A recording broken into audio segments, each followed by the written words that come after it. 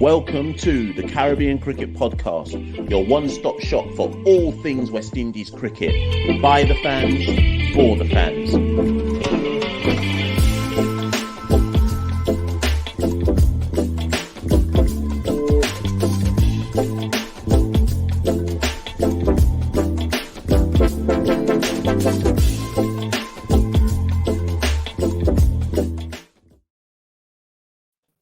Yes, ladies and gentlemen, welcome back to another short edition of the Caribbean Cricket Podcast.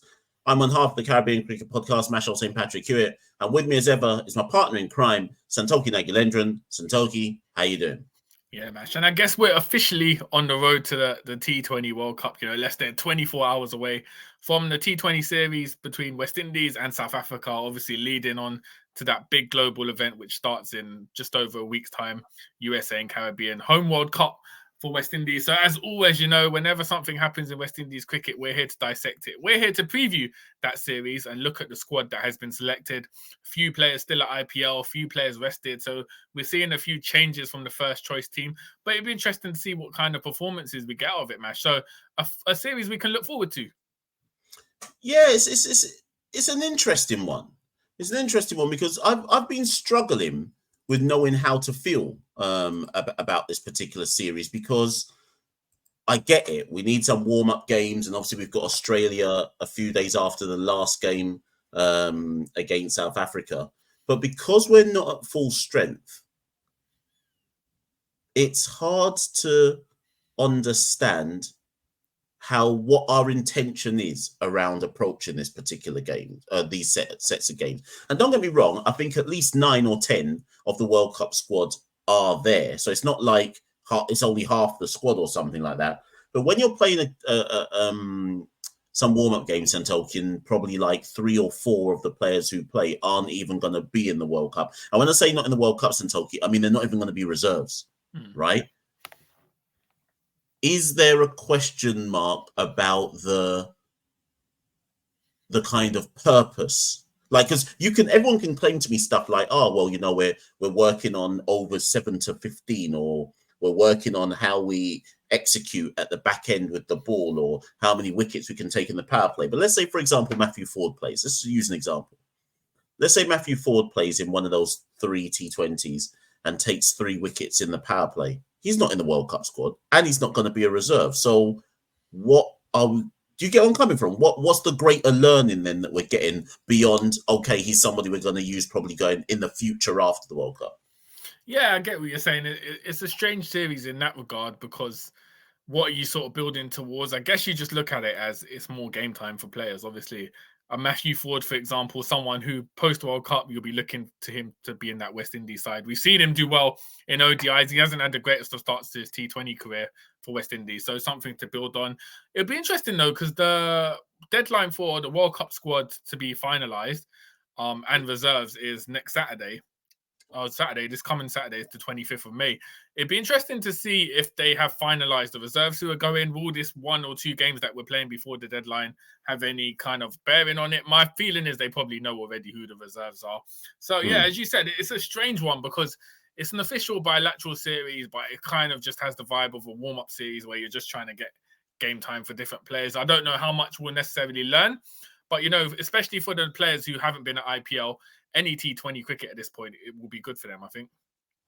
Yeah, for sure. And actually, before we continue, let me... We haven't even touched on. Hold on. It's been held in Jamaica. Let me remove it. Yeah, go on. It's been held in Jamaica as well. So obviously, Jamaica no World Cup games. This is the main event for Jamaica here. We're downplaying the series, Come as well with the Brandon King as a captain, Jamaica leading the line. Jamaica is back, It's interesting, isn't it? So Jamaica didn't want any of the World Cup.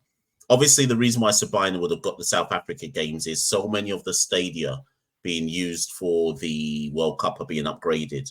I think at the symposium that was held in Trinidad, they made a big song and dance of saying that Barbados was ahead of schedule, but did intimate that some grounds were behind schedule. And it was obviously going to be touch and go to be ready for the World Cup in terms of the upgrade. So it makes sense that you need 3 warm-up games, put it somewhere that's not one of the World Cup venues. But it's weird that Jamaica were happy to host 3 warm-up games.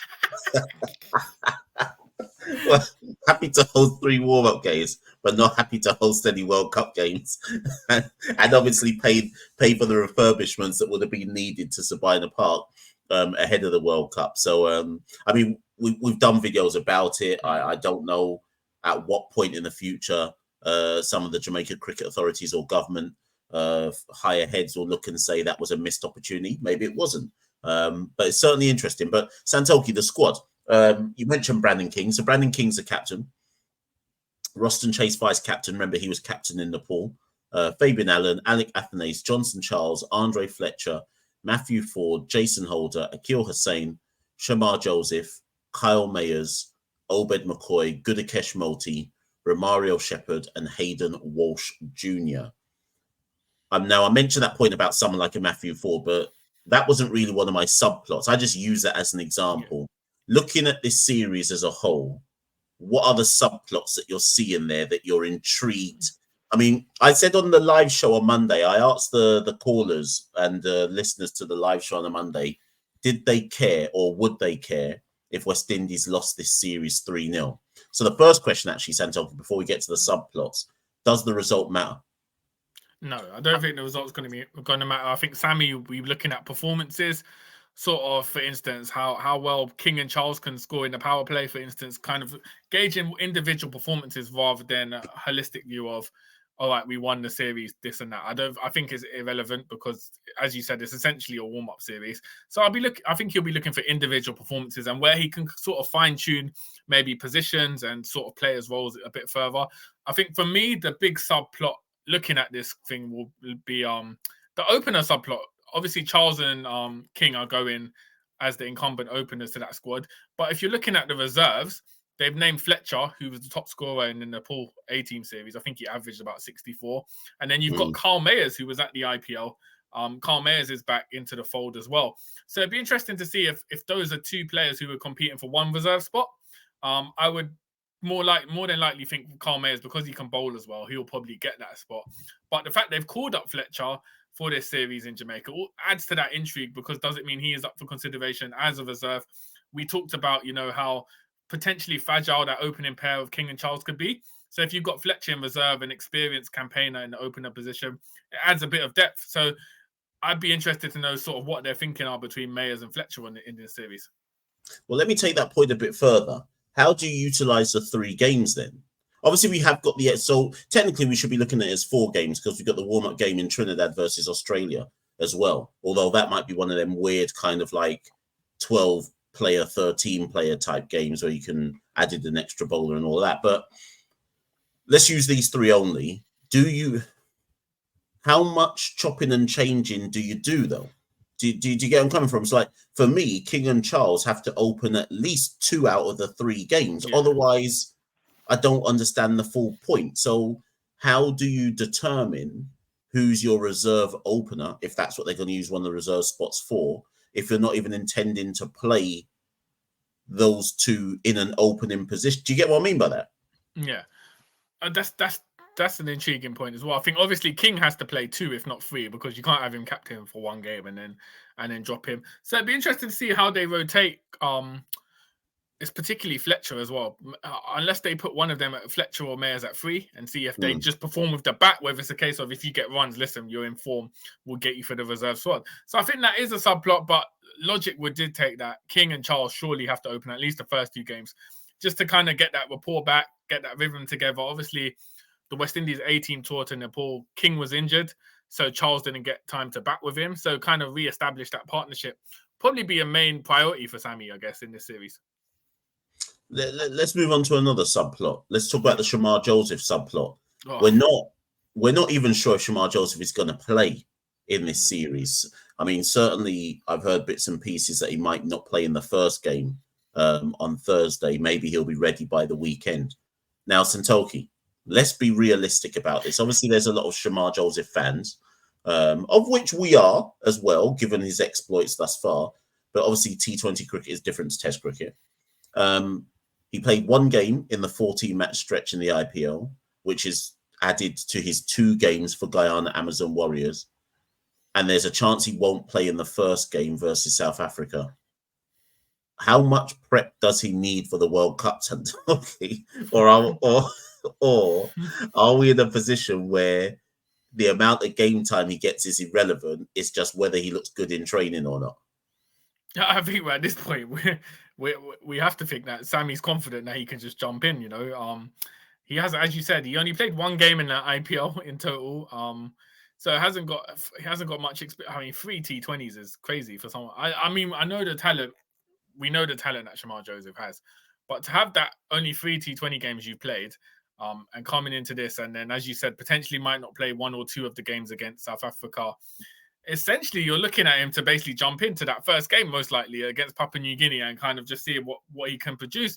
So it's an intriguing one, Mash, because we've always said we're not writing him off. It'd be stupid to write him off. We know what Shamar Joseph is capable of. However, the build-up and the ingredients make it seem very problematic in terms of how do we know what he can produce, basically? Where is the evidence? What's the other than his test form? So it's a big gamble from Sammy, but it seems like the coaching staff, Sammy, the public, all behind Shamar Joseph and sort of back it. So hopefully he either pays the faith and, we see him perform in T20 cricket, but is a big risk, I think at this point, especially as I'm sure we'll get onto it when you've got an Obed McCoy not making the squad. And it'd be interesting to see if he plays in the 2-3 games, what he kind of produces in this series.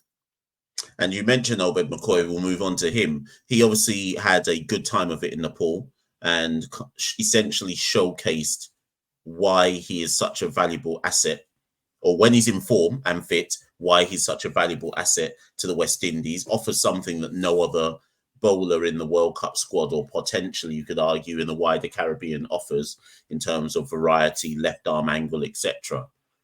Some people in some quarters were surprised, including ourselves, that he didn't sneak in to the 15-man squad. I think, I assume you agree with me, that he'll probably be a reserve, or should be a reserve. But everyone keeps talking about will they make any changes? I don't see any changes being made to the World Cup squad, because that wouldn't make any sense. But what would assuming Obed plays all 3 games, because I think he should, say he bowls really well, does that give Sammy a dilemma? I think it does give him a dilemma. If Obed McCoy is going for, let's say, 30 or under in his 4 overs, taking 1 or 2 wickets in games, performing consistently, I think it presents a dilemma. However, then, if you're Sammy, do you just stick to your guns and back Shamar Joseph because you've kind of picked him already? Or do you say, listen, we have to make a late change? I don't think they'll make any late changes, as you said. I think Obed McCoy will come in as a reserve, almost certainly. But for me, if Obed McCoy performs, you could say it's been done very harshly for him to not be in that World Cup squad, especially if he performs in these games, because we know how consistent he's been. He's had a proven backlog of performing, particularly in the death overs where we've been weak. And when we've been lacking in that fast bowling department, it's a big gamble, as I've said numerous times. It is a gamble to throw Shamar Joseph in to do that role ahead of an Obed McCoy when you've got an Obed McCoy ready. So it does present a dilemma. However, I don't think it will change much in terms of decision-making for that 15-man final squad. I'm going to throw something at you. I'm sure that the person who I'm making this reference to, I'm sure he knows it's him. Earlier on today, I had someone say in the YouTube comments, they made a point about how can West Indies be picking Akil Hussain and Gudakesh Moti in a potential starting 11. They're both left-arm slow bowlers, and you need to switch it up. One of them should be dropped for Roston Chase because Roston turns it the other way. It doesn't make sense to have 2 bowlers who are the exact same. And what I said to that individual was, yeah, but it worked against England. Yeah. Where do you stand on it, Santokie? I know, and don't get me wrong, like the person who made the comment, I get it. In any normal, rational team construct, you'd want a right arm orthodox bowler, and you'd want a left arm, right? To just have the kind of obvious angle changes and so on and so forth. Because if you have 2 similar bowlers in Moti and Hussain, it can work negatively against you in certain matchups, right? But if they're your 2 best bowlers, don't you just go with the best ones? Like, what's your feelings on that? Yeah, I think this isn't franchise cricket.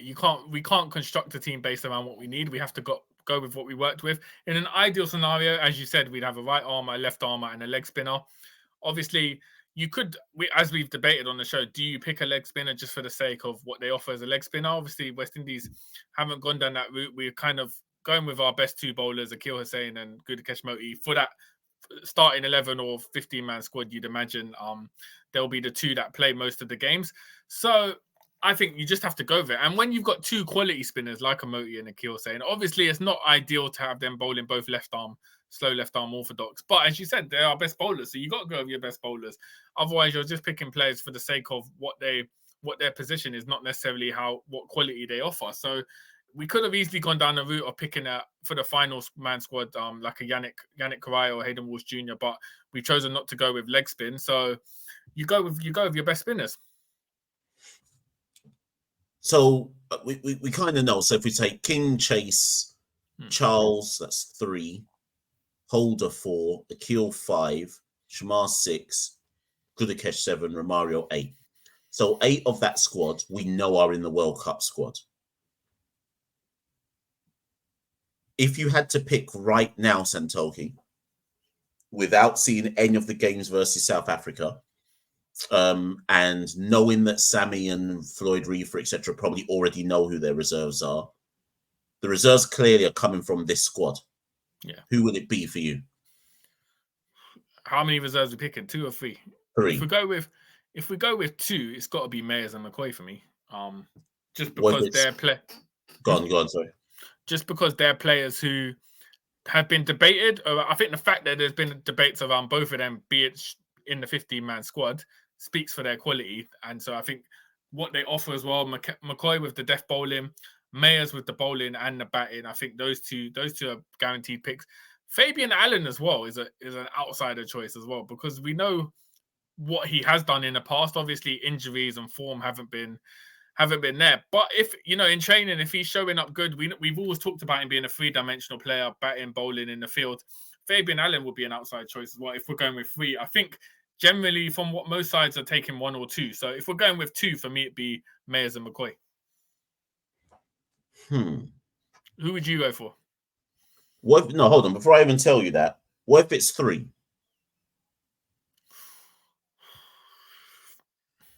So who's left? Allen, Afanase, Fletcher. I'd go with Allen, just because of that multifaceted skill set he brings. First things first, before I continue, can you hear me? Yeah. Perfect. Right. I think I might have been using the wrong mic thing there, but whatever. Interesting. Okay. I'm going Hayden Walsh Jr. as the third person. Ooh. Now, my rationale for that is that Hayden obviously is a leg spinner, right? So I just wonder. And Hayden bowled well in Nepal, or went okay in Nepal. The fun is 6 wickets at 17, economy 7.92. I know everyone feels that Hayden can go for licks and so on and so forth, but I just wonder if they'll want the kind of reserve guarantee of a leg spinner. The problem with having Fabian, who I agree, like I'm a big Fabian Allen fan when Fabian's on form and back to his best. But if you look at Fabian's skill set, he's a finisher. Do we really need a finisher as a reserve player when we've already got Dre, Romario, Rutherford, and Hetty? Obviously, Fabian also offers spin bowling, left arm, but we've already got Akil and Gudakesh Moti. So, but I agree with you in that I'd love to have Fabian there in some capacity. I just wonder if they'll go for the leg spinner just to have the variety. Yeah, true. So would your other 2 be Mayers and McCoy? Yeah, Mayers and McCoy I think are a given, although I can foresee. In fact, no, it has to be Mayers. And do you know why it has to be Mayers? Because he's left-handed.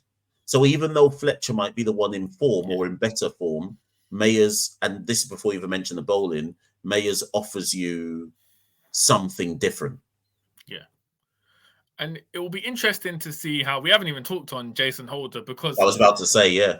Everyone's come off some sort of T20 cricket, whether it be in Nepal or the IPL. Holder's had that stint at Worcestershire. playing 4-day cricket, red ball cricket. So for him, he's got to make that big adjustment. I commentated on the game Worcestershire versus Kent. Holder bowled a lot of overs, I think 30 plus overs in that match.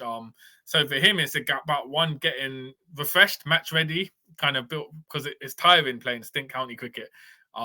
Getting ready for that, and then also switching formats to T20 cricket. However, the one thing with Holder, which I found was interesting, was after his stint ended with Worcestershire, he talked about how it revitalized his love for cricket in general. So we could see a refreshed Holder, but that also hints at the fact that maybe then he'd kind of fallen out of love with the game in the past few months or years. The fact that he said this has revitalized his love for cricket. So it'd be interesting to see from a mental perspective how we see Holder. Is it a more recharged, refreshed Holder coming back with a love of the game? So I'm intrigued to see how Holder performs in this series as well.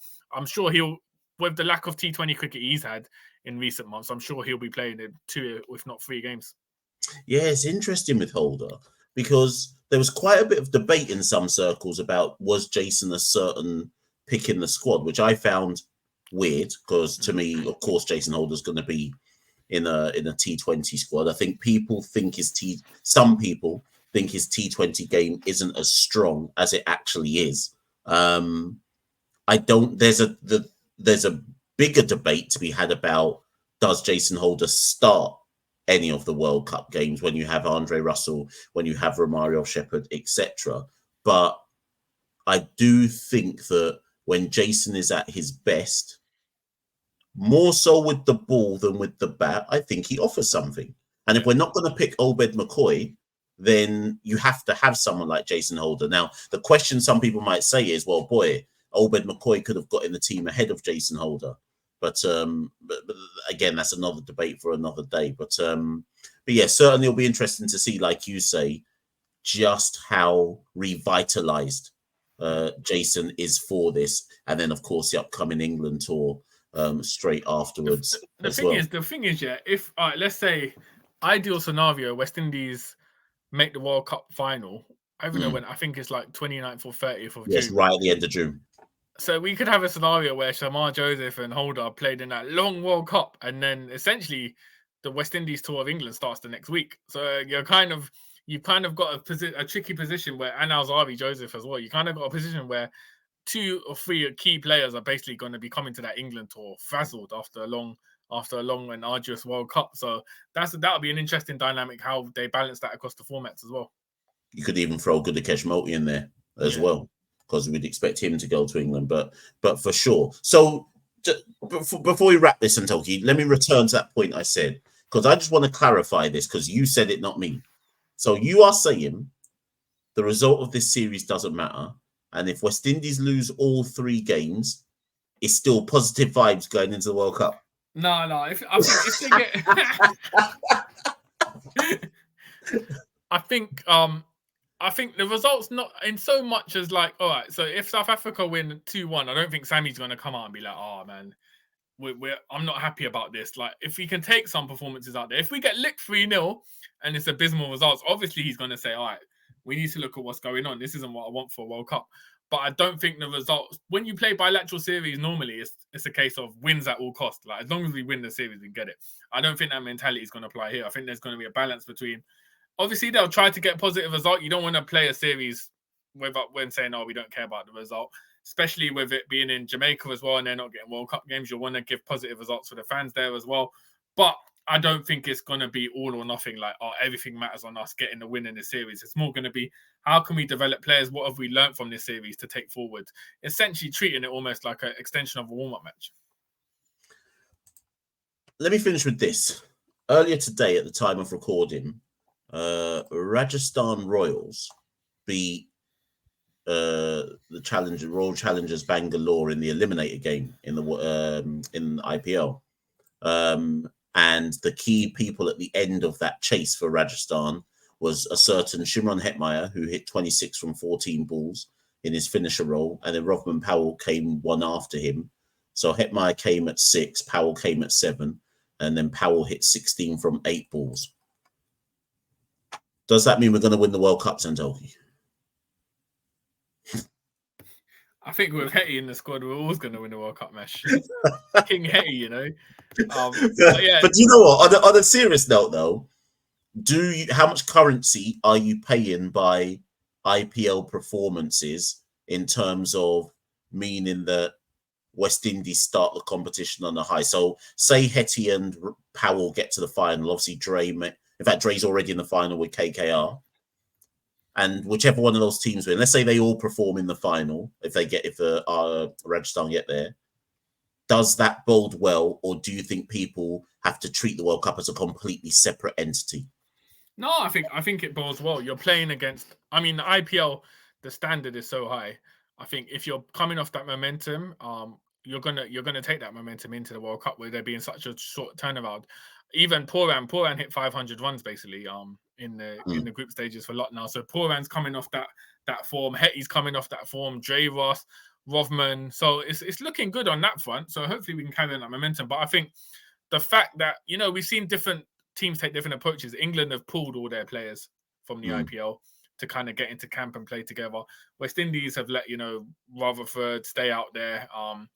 Obviously, Rovman, Hetty, Dre Ross out there as well. Azari's out there, but I'm assuming he'll be flying back because RCB lost in the eliminators. So West Indies have kind of said, all right, we see the IPL as a learning, as something to build on. You know, it's better than playing in this bilateral series against South Africa. So it's interesting how the different approaches work. But I definitely think being in form in the IPL is a massive plus. And I'm hoping that, you know, the likes of Rovman and Hetty can carry on that form. And it's actually interesting because obviously one player who's not in the squad, Narayan, I think he's 18 runs away from, if he hits 18 runs in the final on Sunday, he'll be the first player in T20 history, any tournament, to hit 500 runs and take 15 wickets in a T20 tournament. So that kind of shows you as well what we're kind of missing in the squad as well, the fact that Narayan's not playing for us. Listen, ultimately Sunil has his reasons, but But such is the state of the West Indies T20 side that if Sunil actually turned round now, not obviously it's too late, but say you turn around and was like, actually, I'm available. This is just fantasy now. Like we're not actually being serious. Would you pick him to open? Yeah, of course, 100%. Because the man bats with. If you watch him for Kolkata, the man bats with no fear. Like he just bats. Like just goes from the get go. First ball, he's looking to launch over a 6. I don't think many openers in world cricket are batting like that. It's obviously an unorthodox technique, but he's the type of player. He's been coming off for Kolkata. If he comes off for West Indies will find themselves 60 for nothing after 4 overs, and then look at the batting lineup we have. So right, yeah.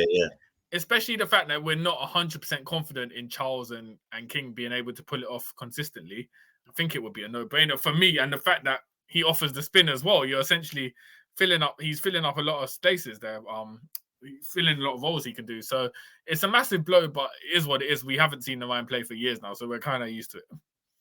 For real. Well, listen, people, we've got the 3 games, like we say, Thursday, Saturday, Sunday. I'm sure those of you listening to this episode will get in the comments and say you were chatting shit when you said this don't make no sense. You two, somebody put in the comments the other day that you two are boring. Oh no, man. You two are boring and you don't know what you're talking about. But listen, we love it all, you know. Any comments that you want to give, just put them in the chat below. You know what? I always think you've kind of made it once you get haters, you know, because when we first started out, it was like sympathy bag, like, yeah, keep it up, loving the good work. As soon as you get haters, it means you're getting a profile. So I'm all good with it. People, as ever, you can support the Caribbean Cricket Podcast. As you can see on the ticker tape below, www.patreon.com/Carib Cricket, and you can find us on all the different handles. Thanks to Devon for the new background. You can see them all: Instagram, X, TikTok, Patreon. That's a TikTok. Discord.